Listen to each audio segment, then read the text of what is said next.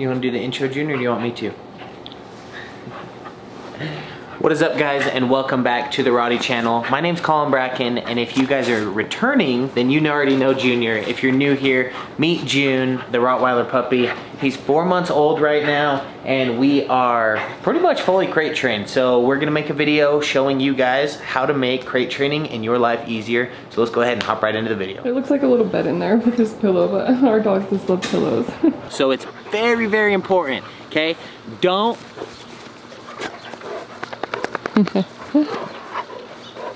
Fluffy needs some love, babe.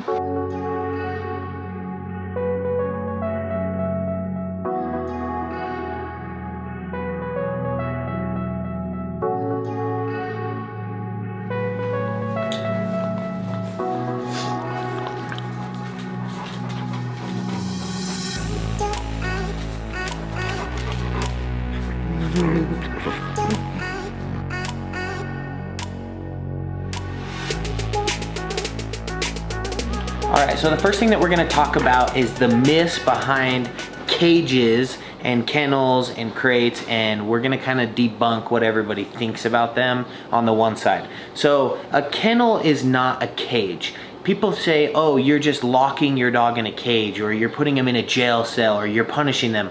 No, we're not gonna be using a crate or a kennel or a cage to punish our dogs. We're actually gonna make a safe shelter and place for them to go anytime that they're worried, anytime that they wanna rest, anytime that they want some peace, and we're gonna pretty much make them their own little bedroom. So let's go ahead and teach you guys how to do that.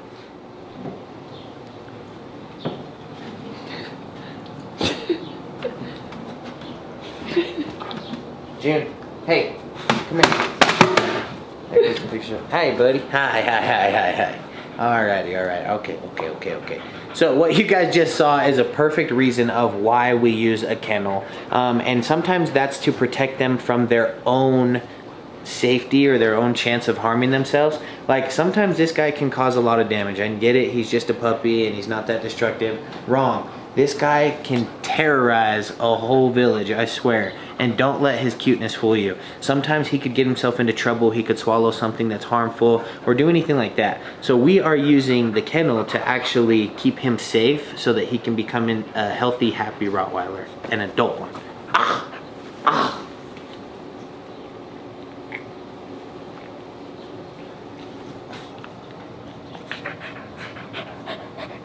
That's a good boy. He's a good boy.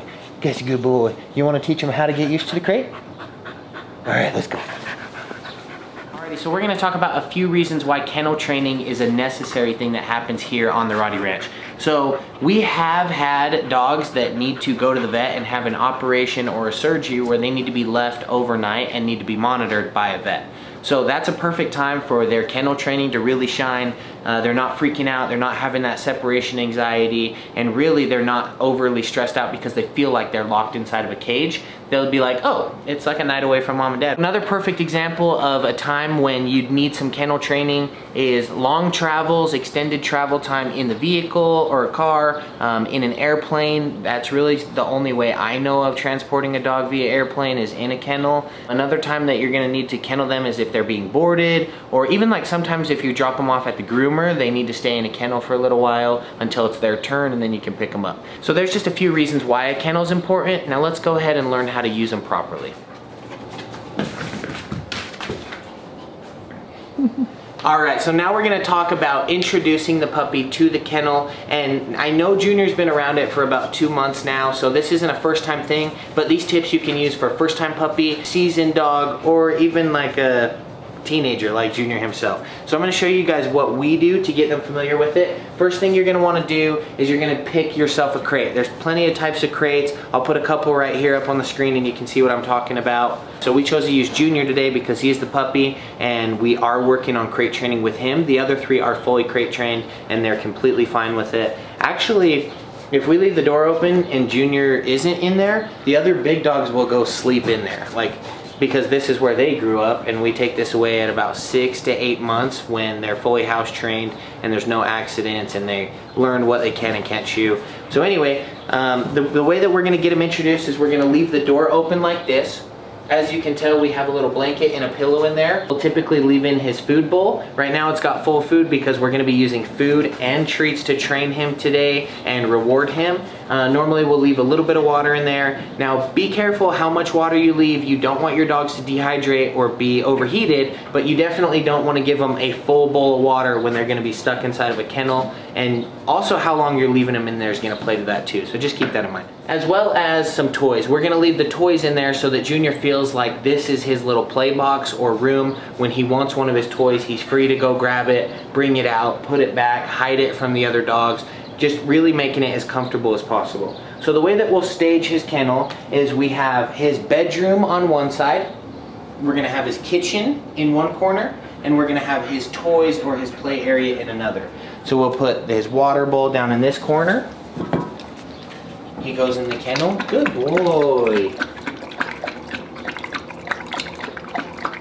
So again, this is the same thing with any puppy or older dog. When they go in, you're gonna wanna reward them, and then we're gonna go ahead and we're gonna put a couple of his toys in the back corner. So people always talk about having too big of a kennel for a puppy. It can cause them to have accidents or just urinate in one spot of the kennel. If you stage it properly and make everything in there important, then the dog's gonna learn not to go potty on their food or their toys or their bedding. So just make sure if you have a kennel this size or you're preparing for a bigger dog and you have a small puppy right now and you don't want to buy a new kennel every time they grow, which is every day, then get yourself a bigger one, stage it properly, and get yourself a divider if you're not going to stage it up.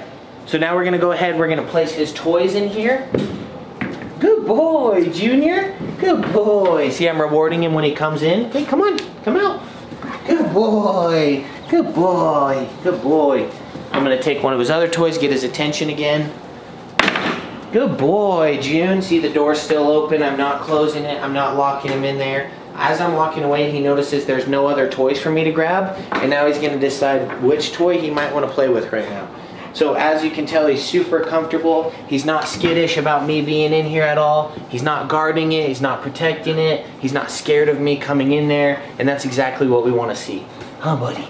Good boy, good boy. Good boy, here's some treats, good boy. Good boy. Okay, come out. Good boy, good boy. I got treats right here. Good boy, good boy. Okay, after you introduce them without treats and going in on their own, you're gonna introduce treats and you're gonna teach them whatever word you want. Whether it's bedroom, kennel, night, bed, whatever. Come here, kennel, kennel.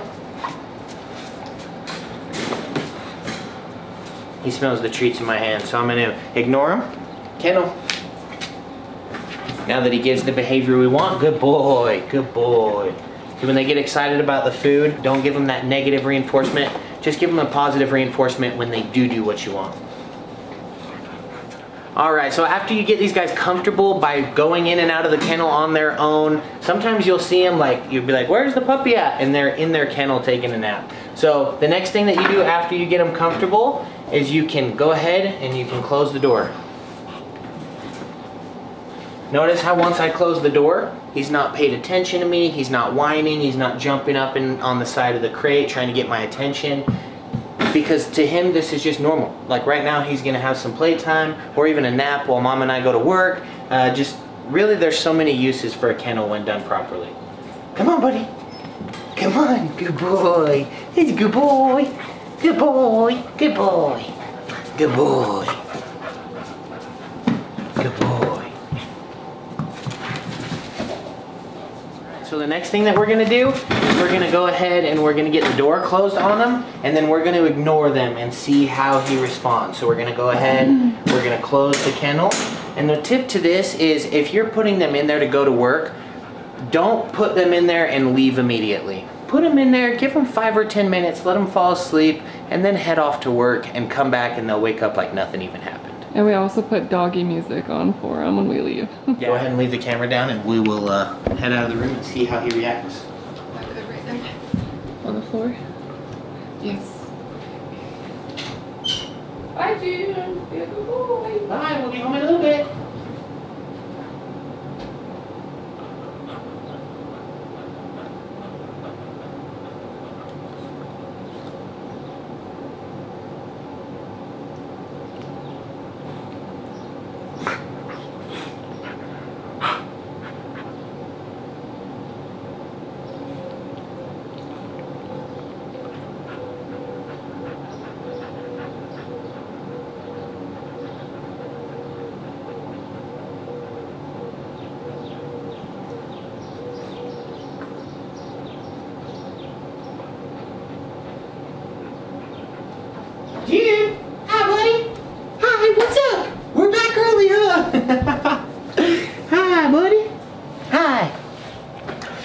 right, so that takes us to our next tip. As you guys can tell, I mean, I haven't even really seen the footage yet, but I'm assuming he just kind of laid down and got ready to take a nap, because one important thing to putting them in the kennel before going off to work is to make sure that they get plenty of exercise so that they get to sleep the whole time while you're gone, so that as soon as you get home, you get to play with them again. Following that, the next tip that I'm gonna have for you guys is not to get home and let them out immediately. Sometimes let them sit in there for a couple minutes. Notice how he's not like overly excited and trying to get out right now. Sometimes I'll get off work, come home, and ignore him for 5 or 10 minutes. All that teaches him is to remain calm, and that we don't reward exciting behavior, we reward calm, collected behavior. Now we're gonna talk about kenneling them at night now that they're comfortable with the crate itself. So one thing you really don't wanna do is just push your dog in the crate, lock it, and not pay attention to them. They are gonna get separation anxiety, and they're gonna associate that kennel with being separated from you. And then that expands and gets worse and worse and worse, and then you leave the house, and then it turns to the point where you can't even leave the house, and they're whining and crying and tearing stuff up. You do not want to go down that road. Just use a kennel properly. So how we're going to be crate training at night is, if you have a big wire crate like this, you can go ahead and lay a drape over it, a sheet, a blanket, whatever you have. You can cover half of it, you can cover the top, whatever you have to do to make them feel more comfortable. So you got to remember, puppies are leaving their mom and their litter, and they're not always going to feel that safe. They don't have the familiar smells, they don't have the family, they don't have their brothers and sisters, their mom to protect them, so they feel alone. That's why they'll whine if they're alone at night. So what we do, where we have 4 dogs, is we usually have one of the dogs sleep with them, and it kind of makes it easier. If you don't, you can cover the side of their kennel, and you can put them next to you so that they have that smell that you're closer to them. Another thing that you can do is you can if you can push the kennel up to the bed and not cover the side that is closer to the bed, then that way they can see you, they can smell you, they can hear you, and they feel a lot more comfortable going to bed. That's why puppies find like dressers and tight spaces, because it makes them feel safe. Yep, that's exactly why. What he's looking for is that confinement space, that place of no danger. So this is basically like a mini home. It's like our home. You don't want to be a bad place. You don't want to come home to a negative place, somewhere that like anxiety. Yep, which ties in perfect to the next thing that I was going to talk about, is you don't ever want to use this space to, so I'll get the question all the time, my dog hates getting his nails clipped. Should I do it while he's in his kennel so he can't get away? That is the worst thing that you could do, is taking something into the kennel that your dog really doesn't want there. That is the biggest no ever. Don't get in there with them unless they're comfortable with that. If they want to come lay with you, they'll come jump on your bed. Stay out of their bed, stay out of their room, give them their space, and just keep it clean. Alright, so with all that being said, let's decide what kind of kennel or crate is right for you. So we have this large crate that we have for when the dogs get fully grown, or even 1 or 2 or 3 of them want to sleep in there. We also have a medium-sized plastic kennel that we use to travel or take in our camper.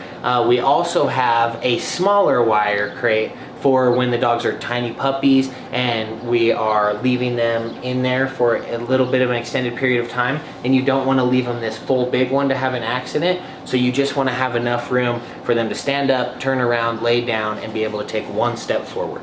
So maybe you guys are already having a dog, you're already in the process of crate training, but your dog keeps having accidents in one side of the kennel because it's too big.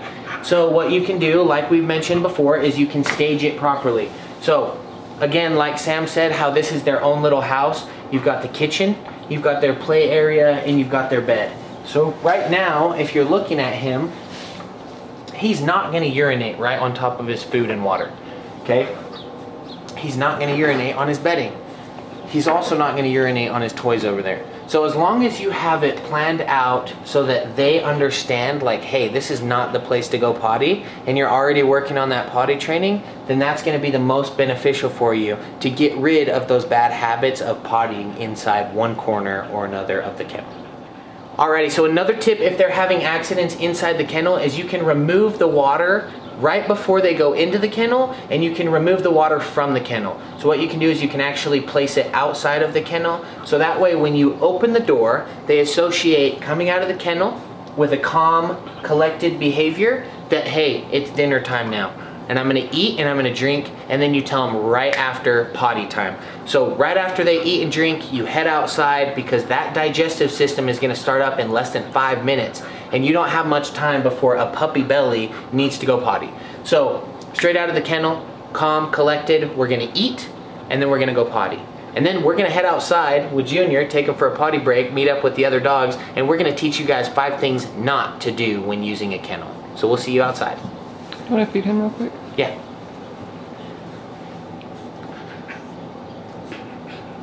All right, June, stay. Nope, stay. Good boy. Stay.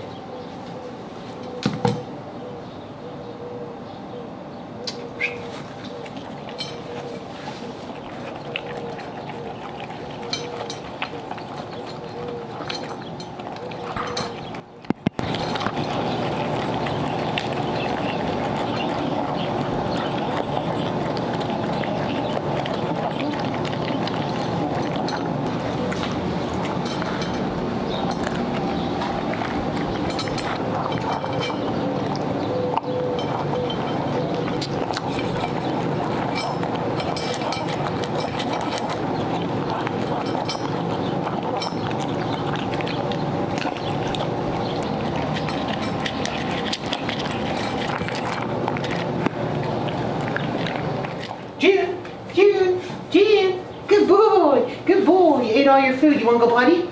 You wanna go potty? All right, come on, let's go potty.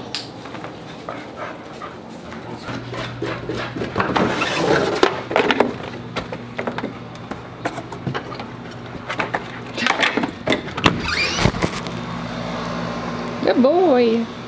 Hi guys. June, go potty. Go potty. Lucky nice. Good boy, good boy. See, right there, ringing true. Give him some food, send him outside, get him a potty break, and you guys are gonna have less accidents in the house. Alrighty guys, so now we're gonna talk about things not to do. You always wanna remember in training any dogs, but especially Rottweilers, consistency is key. Don't let them make a bad habit and continue to do things. Don't let them potty in the same place. Don't give them room to roam the house because they're gonna find a place that's comfortable to them and they're gonna just go to the bathroom there. I mean, that's what they gotta do. They have to go to the bathroom. But once they get this size, their bladders are pretty big and they can hold it on their own. One thing to this, like crate training / potty training, definitely get a doggy door. They're gonna make your life a million times easier if you can. I understand some people can't. If you can, do it. You'll thank us later. Alrighty guys, I know I mentioned this earlier in the video, but I'm gonna bring it up again because that's how important it is. Don't overly excite your pets before you put them in the kennel. Don't get them too excited when you get home so that they wanna get out, especially if they start getting on the side of the kennel and trying to get your attention and whining and barking. Don't let them out. Ignore them for a couple minutes, let them calm down, and then reward that behavior, because the same thing's gonna happen if you go to put them in. They're gonna get too excited, they're gonna run all over the house, they're not gonna go in the kennel because they know that you're about to leave. You want to reward the calm behavior, eliminate any bad habits, and that's gonna be the best thing you can do for kennel training. Another tip that is very important, don't punish with the crate. Don't get mad at your dog because something happened. Spank them on the bottom, send them out of the house, bring them back in and put them in the crate. That's not gonna work. That's not what we're doing here. What you're doing is you are using the kennel to train them in a calm, mannered way so that they understand, hey, this is my rest place, this is my comfortable place, this is my place when I'm scared, so that I don't have to act out, I don't have to run around the house looking for a place, I don't have to tear stuff up because I don't have separation anxiety, and this is kind of like my bedroom. Alright, so to piggyback off that last tip, we're gonna talk about how a kennel is not a babysitter. And that's something that you guys need to remember, because just because your dog wants to get some energy out and is acting out and wants playtime, doesn't mean you just throw him in the kennel, okay? A kennel needs to be used properly in order to work properly. The kennel needs to be a loving place, so you're not gonna use it to punish them, you're also not gonna use it as a babysitter, because they're gonna get bored and then they're gonna remember next time when they have a little bit of energy, no, last time I went in there, I didn't do anything for 3 hours, I'm not going in there again, and then they associate being bored with the kennel. So remember, it's not a babysitter. No, no. Tina. All right, so the last tip that I have for you guys is one, again, that I already mentioned earlier in the video, but that's how important it is, and it's the very closing to this video, so it's very, very important, okay? Don't...